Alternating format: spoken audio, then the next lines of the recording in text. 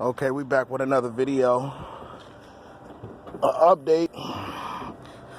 We got the new headlight to dash wire harness installed.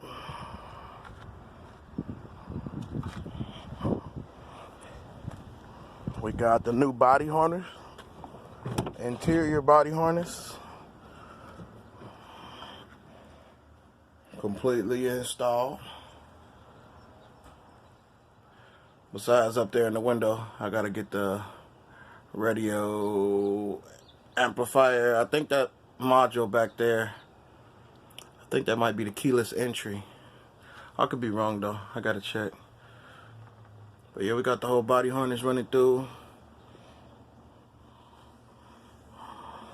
Body control module all plugged up. Airbags. Sensors to the airbags plugged up over there too. They even plugged up there to the airbags. Same on this side too.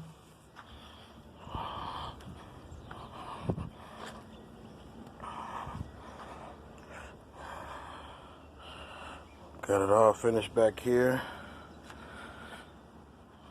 Yeah, almost done. Put the carpet in the dashboard and stuff back in today. Fasten everything up. I should have the inside completely finished.